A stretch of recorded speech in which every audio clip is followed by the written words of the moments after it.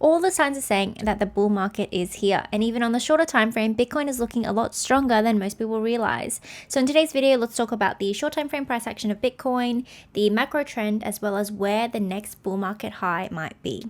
Welcome back to the channel, guys. If you're new here, hi, my name is Jess, and as the channel name suggests, it's all about crypto trading and technical analysis. So if you're all about that or you'd love to learn, hit the like button and subscribe to the channel.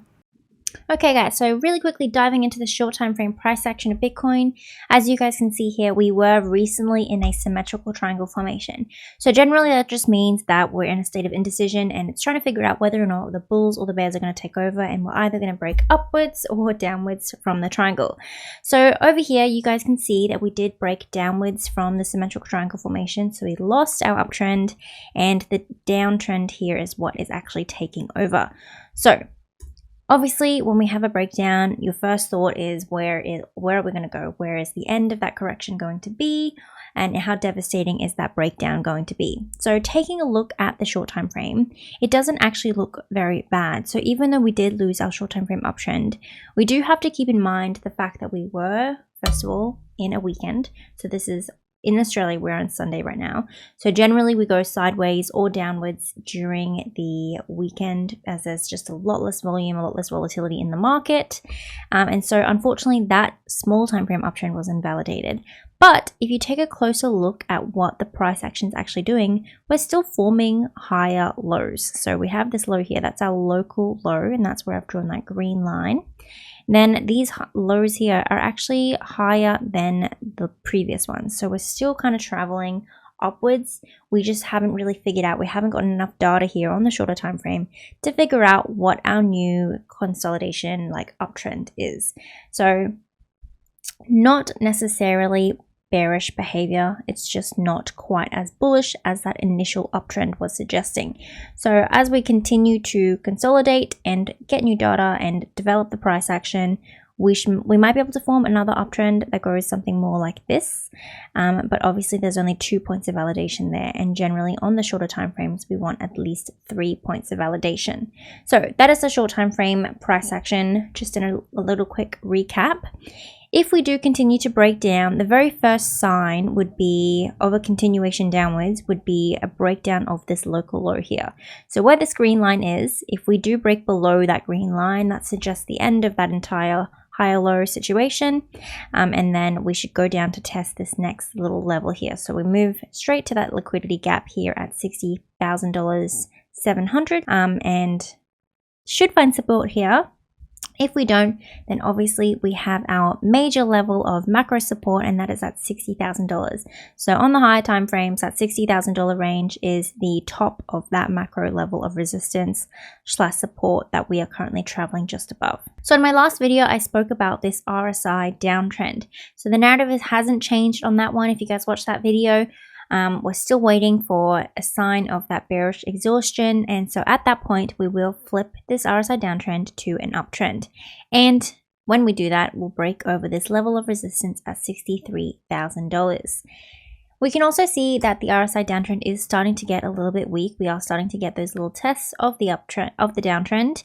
We just haven't had enough strength to really flip that downtrend to a new distinctive uptrend yet. As you guys can see, this very first test was on a Sunday. So obviously we weren't going to get the strength that we needed to flip that narrative just yet. So I'll be looking for maybe Monday, Tuesday when the market opens to see that distinctive flip to an uptrend, and at that point we'll see that continuation upwards. So that's all the short time frame. It's obviously still looking pretty good. Nothing really has changed.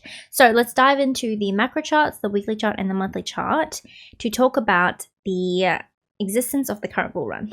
Hey guys, I'm just really quickly interrupting this video to tell you that my VIP channel has officially launched. VIP is a Telegram-based channel that gives you exclusive access to my personal trades, at least 3 of them a week, with exact entry points, stop losses and targets, detailed trade justifications and risk returns, and a complimentary risk management and trading journal. In the last 3 months, I took 70 trades in total with a win rate of 74% and a profit to loss ratio of 6.8 to 1. You can find all the results of my last 3 months of trading on my website justdoescrypto.com, including profits and losses, and contact me down below using the link in my description or by pressing this button on my website. Thanks guys, let's get back to the video. So when we talk about a bull run, what do we really mean, right? So it's just pretty much a period of increased volume, increased volatility, and increased interest in the market. So everything is green and it's going up really quickly in a steeper trend line than the accumulation phase. And people are just talking about it. People who don't really care about crypto are talking about it. So if we take a look away from the charts really quickly, let's take a look at our prior month's performance. So in February 2024, we had the greenest month that we've had since December 2020. And if you guys remember December 2020, we were in the middle of the bull market. So we had a 46.92% increase in the price of Bitcoin in the month of December 2020. And we had a 43.55% increase in the price of Bitcoin in February alone. So if that doesn't tell you increased volume and volatility, I don't know what does. If we take a look at Bitcoin dominance as well, we can see it's struggling to break past that 55% range. When eventually we do fall below 48 and go to travel within that 40 to 48% range, that is when altcoins will do their subsequent rallies, do their 10x, 100x, etc., etc. Generally, that happens after the all-time high for Bitcoin though, and then money moves outside of Bitcoin into those smaller cap altcoins. We're already starting to see signs of these altcoins prepping for this massive rally. We're seeing Matic breaking out of a high time frame downtrend. It's been in since February, so in the middle of the accumulation phase. All these high time frame downtrends, we can zoom out just a little bit further and we can see that it's breaking out of those as well. Let's have a look. Yep. Gala as well is doing a massive rally after a break of a 1.5 year long downtrend. ADA has already had a massive rally after a similar break of a downtrend since May 2022. So all these altcoins are starting to have these big subsequent moves after the Bitcoin rallies over here. In addition to all that, we also have the halving event coming up very soon. I think it's in less than 2 months. And so generally when that happens, we have increased scarcity and that pushes the price upwards as well. We also know that interest rates are at a standstill right now and are predicted to be going downwards at some point in this year. So when that happens, it will have a positive effect on the asset market, Bitcoin and cryptocurrency included, and that again pushes the price upwards. So everything is kind of lining up to really set us up for a continuation of all the rallying and all the green that we've seen so far. So everything to me is just telling me that we're already in this bull run. There's no big green flag that's on waves and says, you know, we're in it right now. But for me personally, I do think that we are in it. It has started. And if you haven't already put your money into Bitcoin, I would suggest potentially doing that. But before we get into that and where Bitcoin might go, let's quickly talk about the macro chart. So starting with the weekly chart. If we take a look here, we can see that we are about 1 day away from getting a weekly candle close above this range here at $60,000. So if you guys remember that short time frame chart that we had a look at, it does look very strong right now. It doesn't look like we're going to be correcting downwards, and we have a couple levels of the short time frame support before we break back into 60K. So I don't see that happening anytime within the next day. And so it is looking very promising that we're going to get that weekly candle close above 60K. The last time we had that was in 2021, and right after that we went up to the all-time high of $69,000. So we know for sure already that we are going to see $69,000 sometime soon. If we take a look at our monthly chart, we can see that we're actually on our way to getting the highest monthly candle close that we've had in the history of Bitcoin. So our prior all-time high monthly candle close was at 61,300. So that's this level here on the black line. As we approach March and as we move through March, if we continue onwards and get a green candle above, that will confirm a higher high and essentially tell us that we're going to see that next level at $69,000 and beyond to our all-time high. Obviously, conversely, if we do end up getting that monthly candle close that is red and we go below that $61,100 level here, we'll form the alternative, so a lower high, and that essentially confirms a continuation of that downwards move to potentially this level here as our first level of support. But until we see that, there's really nothing to say that we are going to see that. We are so far having a green month. And like I said, on that weekly chart, things are actually looking quite good. So while we're on the topic of the monthly high, let's really quickly do an analysis of, I guess, the historical price action of Bitcoin and where that tells us that the next all-time high might be. So So this analysis obviously isn't going to be something that you guys are going to use for your own personal trading targets.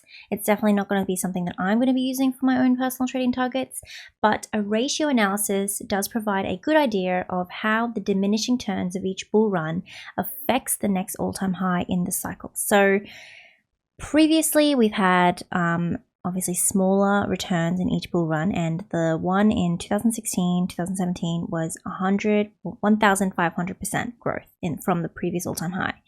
The one in 2021 was a 260% growth from the previous all-time high.